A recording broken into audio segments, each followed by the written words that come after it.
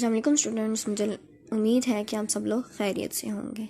हम अपनी एक्सरसाइज शुरू करते हैं 9 क्लास के चैप्टर नंबर 1 की एक्सरसाइज 1.1 करते हैं। उसका क्वेश्चन नंबर 1 देख लेते हैं।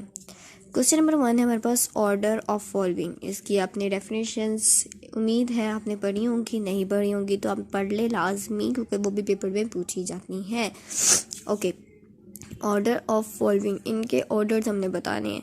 ऑर्डर्स हमने पढ़े होंगे, उसकी जो क्या कहते हैं आपने डेफिनेशंस लाजमी पढ़ी होंगी, उम्मीद करती हूँ मैं। नहीं पढ़ी तो लाजमी पढ़ लें। मैं ऑर्डर ऑफ अ मैट्रिक्स की आपको एक बार डेफिनेशन पढ़ के बता देती हूँ और देन हम अपना क्वेश्चन शुरू करते हैं। The number of rose and columns in a matric specific its order. If a matrix M has m row and n column, then M is said to be of order m by n, for example. Then आगे example आपको दी हुई है, हम अपने questions पे आ जाते हैं। ठीक है, इसमें ऑर्डर्स हमने बताने हैं। लाइक ये हमारे पास कॉलम्स होते हैं और ये हमारे पास रोज होती हैं। ठीक है, ओके, ये इसको कॉलम्स को हम नाम दे देते हैं एन का, और रोज ये हमारे पास m by n बन जाएगा, मीन्स r by c। ठीक है, रो बाय कॉलम। ठीक है, अब इसमें हमारे पास 2 हैं, इसमें हमारे पास 2 है, तो हमारे पास पहले हमारे पास रोज आ जाएंगी। रोज हमारे पास 2 हैं, हम लिखेंगे order of A is 2 by 2. Simple, very simple. Now, okay, order of B is 2 by 2.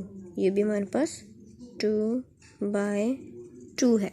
ठीक है, नेक्स्ट पे चलते हैं। नेक्स्ट एक और करके दिखाती हूँ, बाकी आप खुद करेंगे, और अगर उसमें भी आपको समझ नहीं आती तो आप मुझसे ज़रूर पूछेंगे। ओके, सोचा आपको एक और करके दिखा देती हूँ, एच वाला कर देती हूँ। ठीक है, थोड़ा सा डिफरेंट भी हो जाएगा।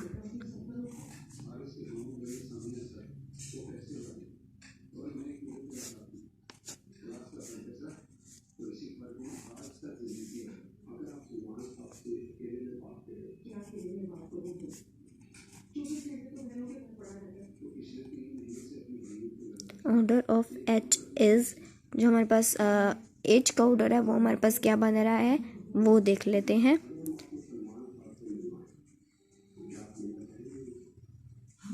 2 by 3। ठीक है, ये हमारा क्वेश्चन नंबर 1 इज कंप्लीटेड। ठीक है, नेक्स्ट क्वेश्चन नंबर 2 पे चलते हैं। क्वेश्चन नंबर 2 जो है वो इतना कुछ ख़ास नहीं है, उसमें आपने सिर्फ ये बताना है कि कौन से इक्वल हैं, मीन्स यहाँ पर ही देख लेते हैं क्वेश्चन नंबर 2 को भी।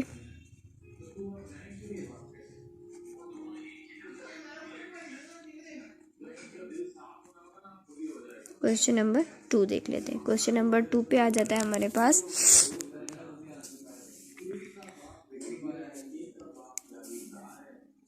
A3 एंड C ले लेते हैं।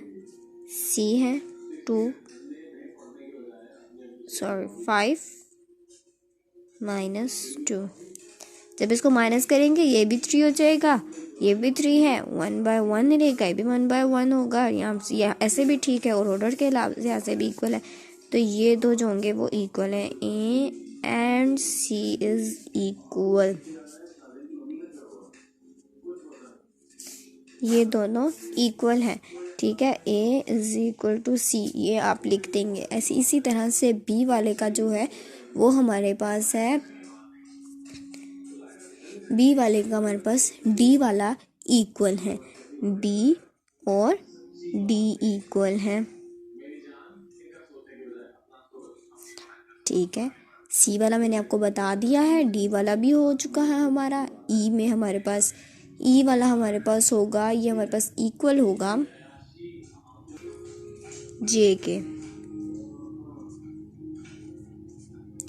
ये हमारे पास इक्वल है, ठीक है।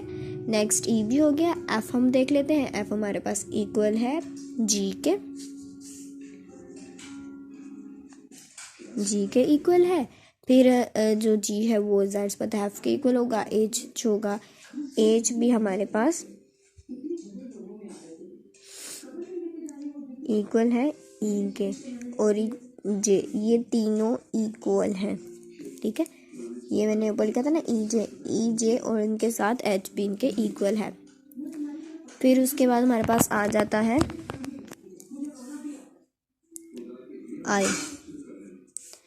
आई हमारे पास इक्वल है। ये देखिए, इसके पास हमारे पास ये बी के भी इक्वल है और ये हमारे पास डी के भी इक्वल है। बी और डी दोनों के इक्वल है, बी और डी दोनों के इक्वल है। That's it. ओके, हम क्वेश्चन नंबर जे वाला भी हमने कर लिया, ठीक है। क्वेश्चन नंबर 3 पर चलते हैं। क्वेश्चन नंबर 3 को करते हैं। ओके, क्वेश्चन नंबर 3 स्टार्ट करते हैं। क्वेश्चन नंबर 3 मैंने यहाँ पर लिख दिया, ठीक है। थोड़ा सा लेंथी है, इसको आप सुकून से आराम से समझें, ठीक है। Okay, now start. ओके, इसमें हम पहले बना लेंगे।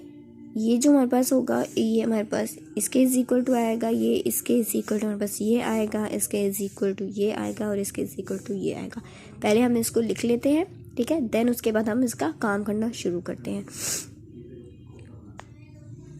a plus c is equal to 0. Next, a plus 2b is equal to minus 7. Then c minus 1 is equal to 3. 4d minus 6 is equal to 2d, ठीक है। ये हमने चारों लिख ली हैं अपनी इक्वेशंस, ठीक है। अब हम ए और सी इसलिए नहीं कर सकते क्योंकि हमारे पास ना ए की वैल्यू है ना सी की वैल्यू है, ठीक है। ए और यहाँ पर भी हमें वैल्यूज निकालनी पड़ेंगी। यहाँ पर ए, यहाँ पर 2b है, लेकिन ए की वैल्यू नहीं है जो हम यहाँ पे पुट करके उसका आंसर निकाल सकें। सी का हम आंसर निकाल सकते हैं, तो हम पहले सी को देख लेते हैं। सी की वैल्यू हम निकाल सकते हैं, कैसे वो देख लेते हैं। c इज इक्वल टू 3, यहाँ पर ये माइनस हो रहा है, यहाँ पर आके ये प्लस हो जाएगा, सॉरी यहाँ पर आके ये प्लस हो जाएगा। c is equal to 4, c की वैल्यू हमारे पास 4 आ गई। नेक्स्ट हम 2d देख, 4d minus 6 is equal to 2d, इसकी भी वैल्यू हम निकाल सकते हैं। 4d, ये इधर प्लस हो रहा है, इधर आके माइनस हो जाएगा।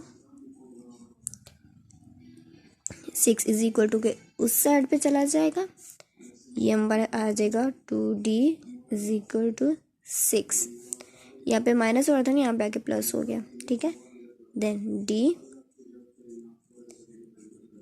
2, इसको डिवाइड करेंगे, 2 1 ज़ा 2, 2 3 ज़ा 6, 3 हमारे पास आंसर। ये हमारे पास डी का भी आंसर निकल आया। यहाँ पर हमें ए की वैल्यू पुट करनी है, ए की वैल्यू के लिए हमें सी की वैल्यू करनी पड़ेगी। सी की वैल्यू पास ये निकाल चुके हैं हम, और ये सी की वैल्यू यहाँ पर पुट करते हैं। ए प्लस 4, सी की वैल्यू हमारे पास 4 है, is equal to 0। A is equal to, यहाँ पर ये प्लस हो रहा है, ठीक है, यहाँ पर आके माइनस हो जाएगा।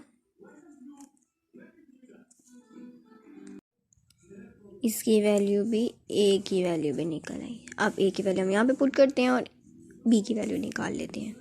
ए की वैल्यू पुट की -4 plus 2b is equal to -7। इस 2b को हम उधर ले जाएंगे, यहाँ पर -4 को हम उधर ले जाते हैं, 2b को इधर रहने देते हैं।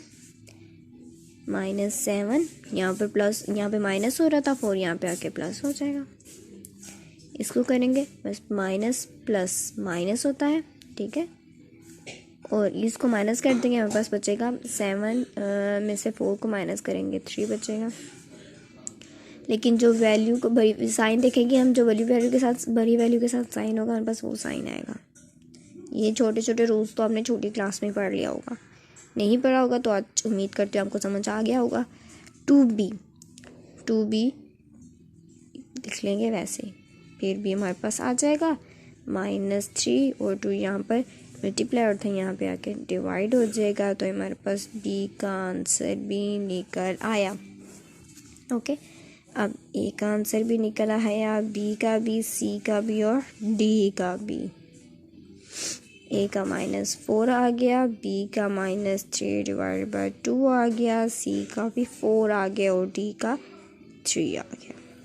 ठीक है, हमारे पास चारों के आंसर निकल आए हैं। ठीक है, पूरी उम्मीद करती हूँ कि आपको आज की वीडियो में कुछ समझ आया होगा, और अगर आपको समझ नहीं आया है तो आप कमेंट्स में जाके मुझसे पूछ सकते हैं। इस वीडियो को शेयर करें, लाइक करें, सब्सक्राइब करें। ठीक है, और आपको इसी तरह से वीडियोस मिलती रहेंगी, और अच्छी अच्छी आपको जो समझ नहीं आता है आप मुझसे पूछ सकते हैं। मैं आपको हर क्वेश्चन का सोल्यूशन निकाल के आपको समझाऊंगी भी बाकायदा। ठीक है, आई होप आप लोगों को समझ आ गया होगा, आपके लिए लर्निंगफुल वीडियो बनी होगी। Thank you, bye bye.